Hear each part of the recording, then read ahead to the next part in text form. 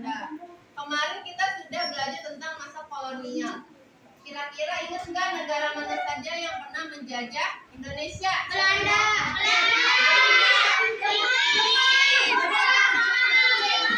Apa lagi? Oke, tahu ya. Sebelum Bu Ega mulai pembelajaran, Bu Ega akan membagi menjadi 3 kelompok ya.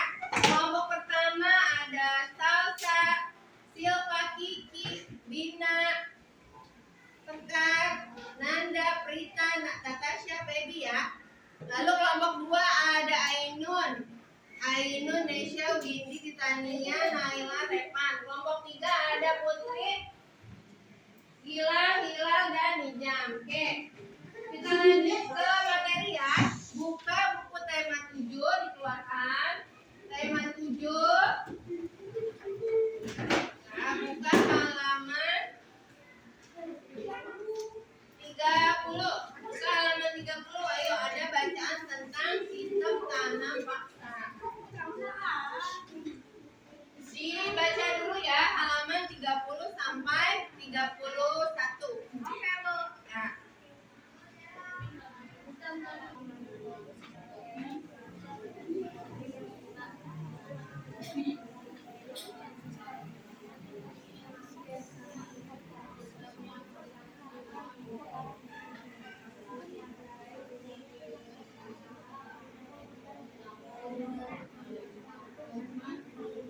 Selesai membacanya?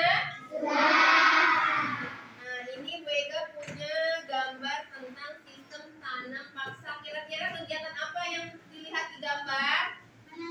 Menanam. Apalagi? Sedang bertani ya, bertani. Lalu ini ada bosnya ceritanya ya. Bosnya dari para tanam paksa, pekerja tanam paksa.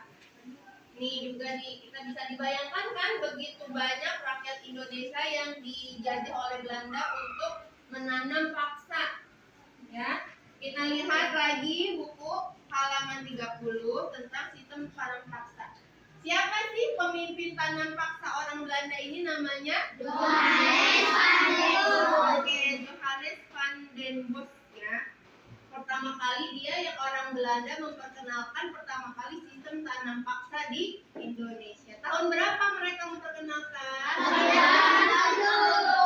Oke, 1847. Di daerah mana pertama kali? Jawa. Terus? Luar Jawa ya, di Sumatera, di Lampung. Nah, kita lihat di cerita halaman 30. Daerah Sumatera, tanaman utamanya apa? Kopi. Kalau di Minahasa? Kelapa ya. Jadi daerah sana banyak menanam kopi, menanam pala, lada untuk dijadikan tanaman bertani ya. Tapi sistem tanam paksa ini juga banyak melakukan penyimpangan ya. Jadi ada penyimpangan dalam pelaksanaan tanam paksa itu. Yang pertama, coba baca Silva, nomor 1 apa?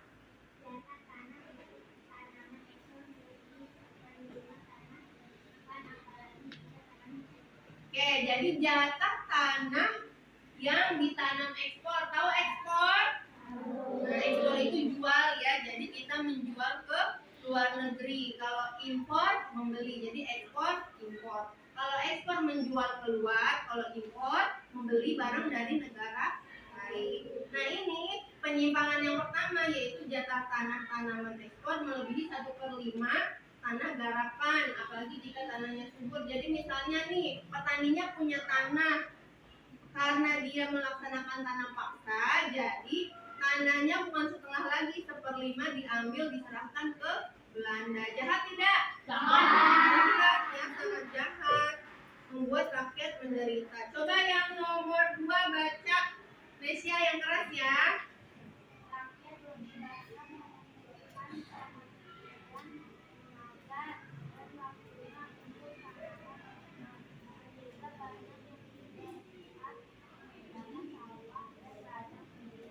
Oke, jadi rakyat lebih memperhatikan perhatian ke tanam paksa daripada tanah milik gagal panen, yang disiksa siapa? Petaninya, rakyatnya yang disiksa oleh Belanda. Jadi rakyat lebih mementingkan tanam paksa. Nomor 3 coba baca. Baca Nijam nomor 3. Ya. Rakyat yang tidak memiliki tanah harus bekerja melebihi 1 atau 5 tahun. Oke, jadi rakyat yang tidak memiliki tanah, petaninya bekerja hampir 1 sampai 5 tahun, setengah tahun ya. Oke, biar kamu ada gambaran, Bega menyajikan video pembelajaran, disimak ya.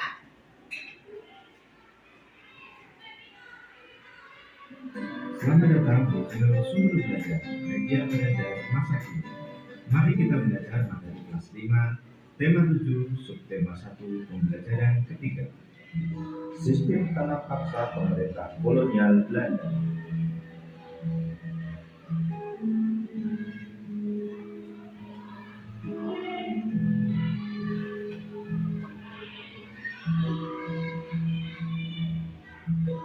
Pada masa kepemimpinan Johannes van den Bosch, Belanda memperkenalkan sistem tanam paksa. Sistem tanam paksa pertama kali diperkenalkan di Jawa dan dikembangkan di daerah-daerah lain di luar Jawa. Di Sumatera Barat, sistem tanam paksa dimulai sejak tahun 1847. Saat itu penduduk yang telah lama menanam kopi secara bebas dipaksa menanam kopi untuk diserahkan kepada pemerintah kolonial. Sistem yang hampir sama juga dilaksanakan di tempat lain seperti Minahasa, Lampung, dan Palembang. Pelaksanaan tanam paksa banyak terjadi penyimpangan, di antaranya sebagai berikut. 1. Jarak tanah untuk tanaman ekspor melebihi seperlima tanah garapan. Yang kedua, rakyat lebih banyak mencurahkan perhatian, tenaga, dan waktunya untuk tanaman ekspor, sehingga banyak yang tidak sempat mengerjakan sawah dan ladangnya sendiri. Yang ketiga, rakyat yang tidak memiliki tanah harus bekerja melebihi seperlima. Yang keempat, waktu pelaksanaan tanam paksa dalam lebih tanaman tidak, sebab tanaman memerlukan perawatan.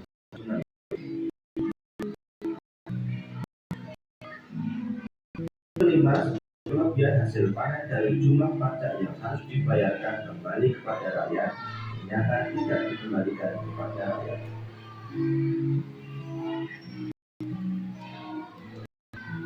Yang keenam, kegagalan panen tanaman wajib menjadi tanggung jawab rakyat atau petani.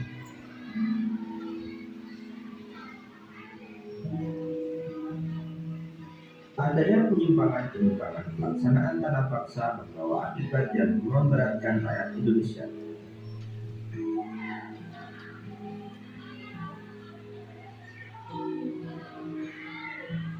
Akibat pelaksanaan tanam paksa tersebut antara lain banyak tanah terbengkalai sehingga panen gagal, rakyat makin menderita, wabah penyakit merajalela,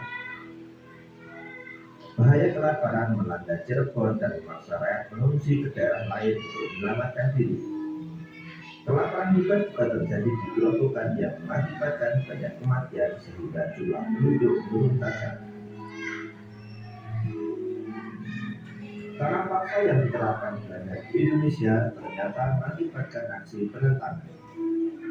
Berkat adanya kecaman dari berbagai pihak, akhirnya pemerintah Belanda menghapus tanam paksa secara bertahap. Salah satu tokoh Belanda yang menentang sistem tanam paksa adalah Douws Dekker dengan nama samaran Multatuli.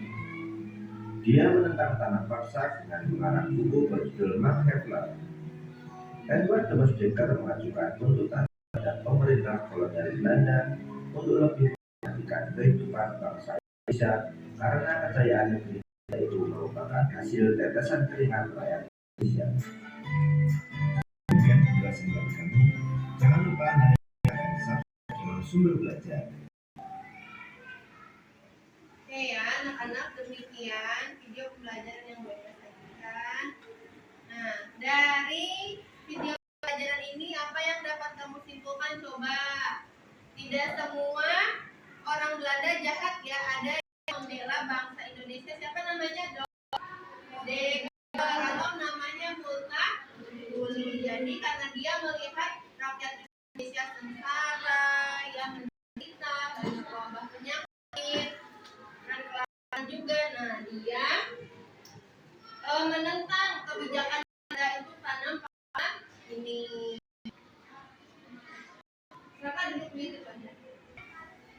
Ya, ya, namanya Multatuli. Dia orang Belanda yang membela rakyat Indonesia. Dia juga membuat buku karangan yang berjudul Max Havelaar. Lihat halaman 32. Halaman 32, lihat. Ya, dia mengarang buku yang berjudul Max Havelaar. Nah, lihat di situ halaman 32. Nah, setelah sudah, tugasnya yaitu membuat peta konsep seperti halaman 33 ya. Apa saja tanam paksa itu? Pengertiannya apa tanam paksa ya?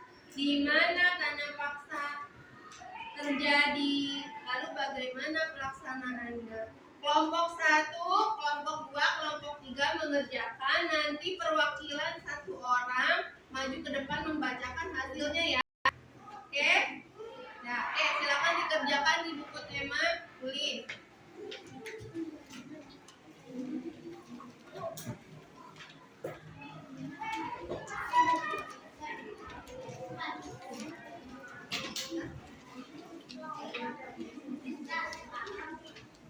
Anak-anak, setelah kita mengerjakan soal tadi, sekarang Bu Ega mau menunjuk satu siswa perwakilan dari setiap kelompok.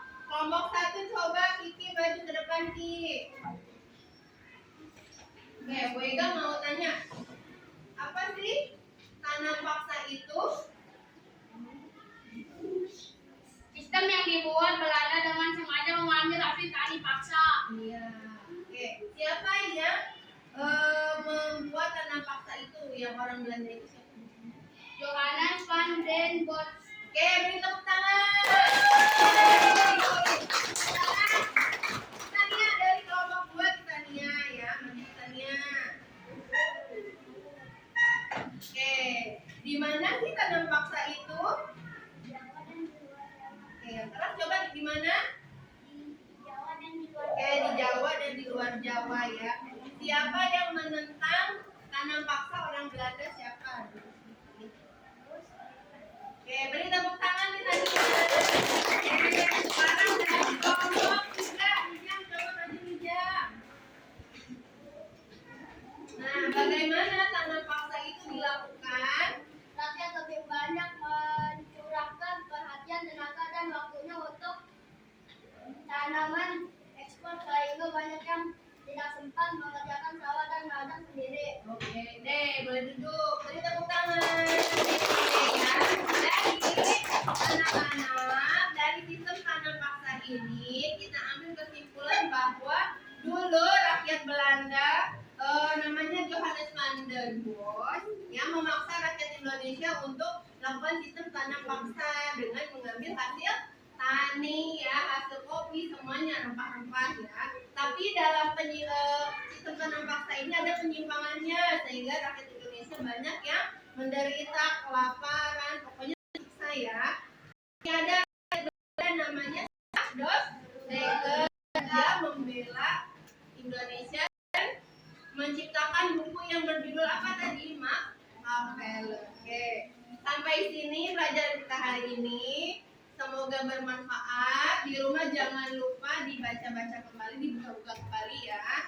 Oke, dah. Bu Ega akhiri. Wassalamualaikum warahmatullahi wabarakatuh.